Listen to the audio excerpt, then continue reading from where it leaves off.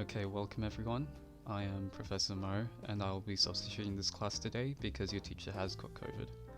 How's everyone doing? Okay, yeah, that's just what I wanted to hear.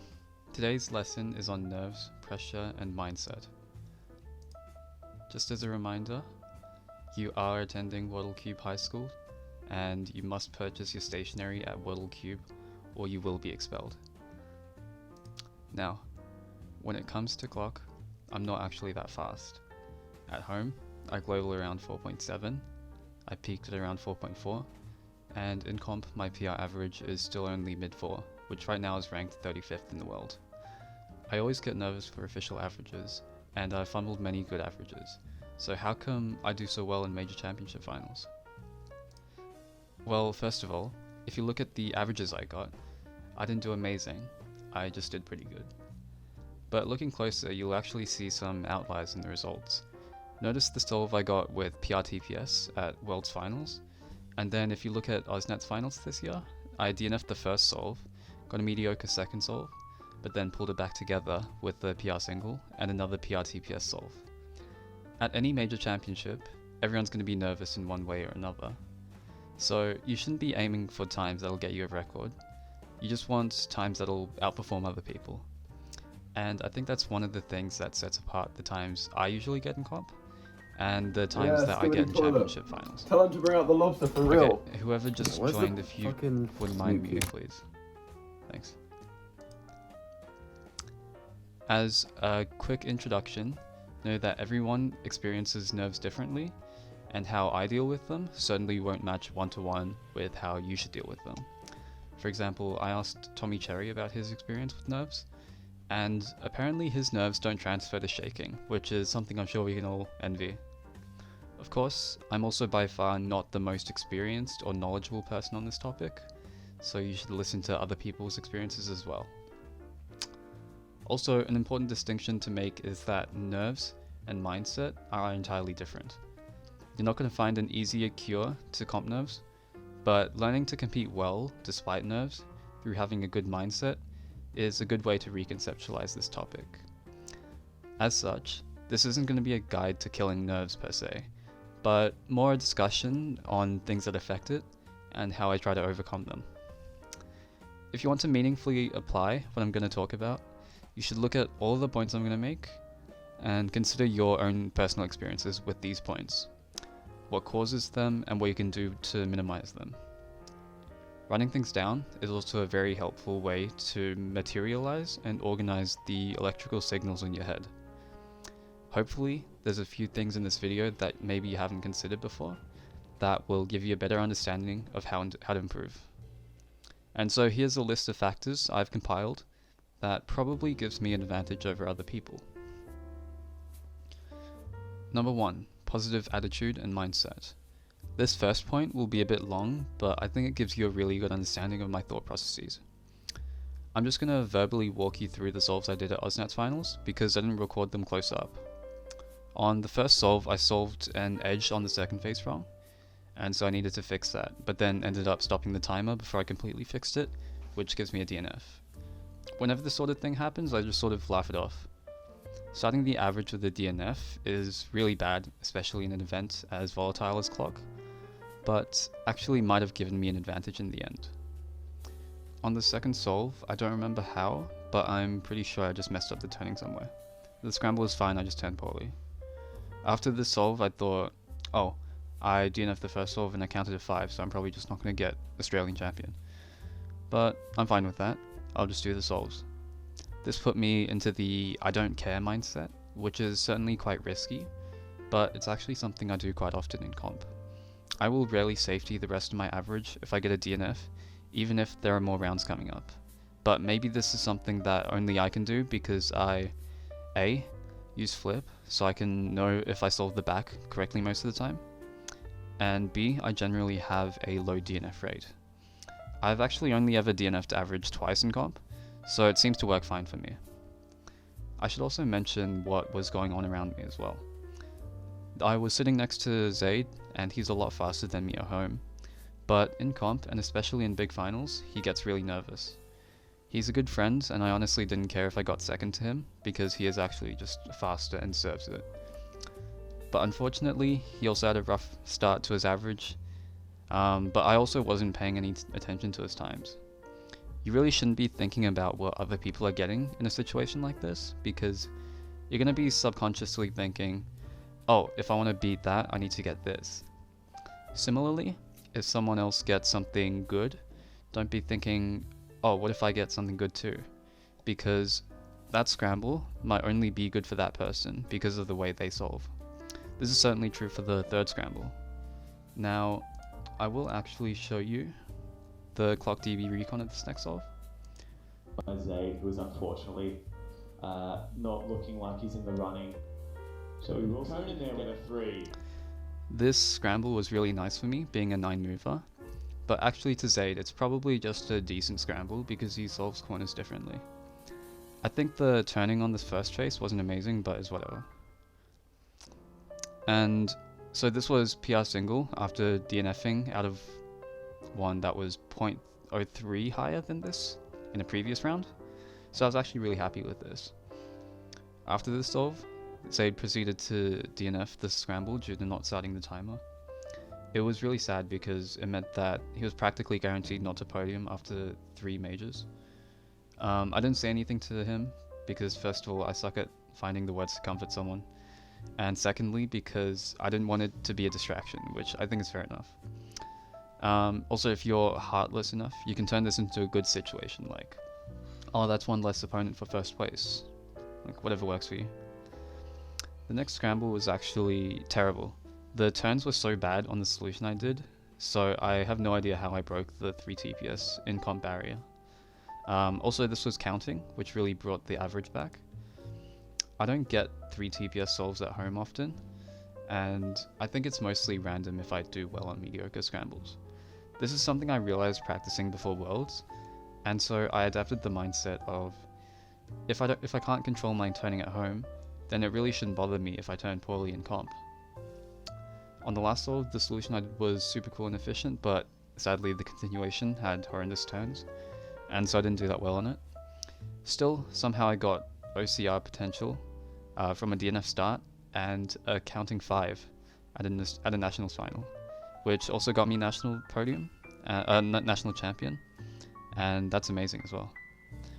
Now I recognize, yes, I have had Australian champion in the past, so I didn't really care that much about it. And if you haven't been on the podium before, it will be a lot harder for your first time. All you have to do is lower your expectations, understand that it may take more than one try, and just do the average. A podium is dependent on how other people go, and that's completely out of your control, so just aim for an okay average, not an amazing one, and just go for it. Do we have any questions so far? Are there any parallels between your performance here and your previous clock OCRs? Good question.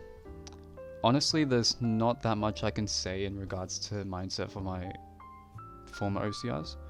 Mostly it's just the fact that back then OCR was pretty slow, and I globaled around or just below OCR so that I could get it without it being too difficult. I will say though, the mentality I had for my 2 OCR averages with missed scrambles is definitely worth thinking about. Finding out that I had some solves with missed scrambles doesn't change the fact that the original average was sub OCR. To me, that was OCR, and I didn't care if it would show on my profile or not. And also, it just makes for a good story to tell. Therefore, I was able to comfortably reclaim the records. Now let's take a look at the solves I did at Worlds Finals.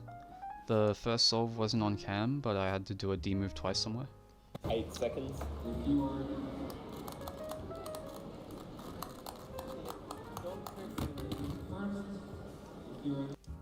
So you can see that I messed up on the first face and had to flip back. Normally if I mess up a solve in comp, I look at the time and I think, oh damn, that could have been a 4.x if I didn't mess up that move. But because I was in a good headspace, I ignored that fact and I only looked at the time. And because it was a half decent time, I was satisfied and I moved on. You just gotta keep pushing and ignore the little mistakes you make.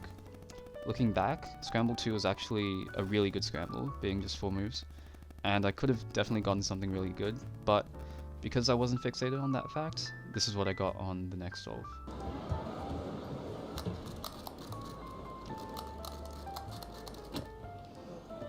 So I got PRTPS on a terrible scramble in Worlds Finals, and I got a 3, which I'm really proud of because I got second place by single, and Luke's best single was on Scramble 2, which was the much better one.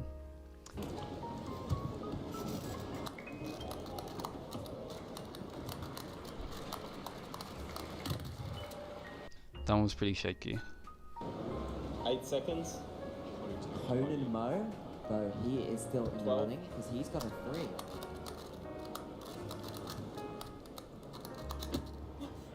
Yeah, I think he just got a good last solve. Yeah, and that one was really shaky as well, as you can see at the end. So somehow all of my solves, all my counting solves were really bad in terms of turning, but they weren't as bad as other people's turning, and that makes all the difference. Again, you just need to compensate below average performance with a healthier mindset. And that mindset was no doubt derived from number 2, positive mood. Just before the round started, my good friend Patrick wished me luck with a big smile and a hug, which really brought up my mood, and I didn't know it at the time, but it definitely made a really big difference. I can't remember, but I'm sure there were also other people who helped in this regard, and how you're feeling plays a massive role in your performance, so definitely try to get your friends to bump up your mood before the round. I've heard that listening to the right music also works for other people, but I haven't tried that yet. I think this video by DG Cubes has a lot of really solid content on this topic, so I'll leave that as homework for you guys to do. We will be doing a quiz on that video on Friday, so make sure you take notes. Yes, that includes you, Greg. And moving on now to number 3, good judge. So prior to Worlds, I'd done a lot of travelling, and it had been a while since I'd been surrounded by so many Australians. Dallas, my judge, was an Aussie who really does not care at all about clock, and we'd never spoken one-on-one before, which actually was a really good thing. Because he does not care about this event, he didn't know what a good time or a bad time was, and so I knew if I messed up a solve, I wouldn't get the patronizing, "Oh, you'll get it next time, like it's alright" kind of talk. In the moment, he was just someone I knew who gave me chill vibes, and because we didn't know each other that well, I could sit mostly in silence without it being awkward, and just collect myself for the next solve. Although this works well for me, it might not work well for you. Socializing has always been a struggle for me, and when I'm competing, that's not something I want to be doing. But if you're a chatty person, then maybe you'd rather talk to a friend to distract yourself from the situation. So definitely gauge what works well for you. And also try out different scenarios. You never know if something different from what you're used to might work out better than you think. Number 4, what makes a comp enjoyable?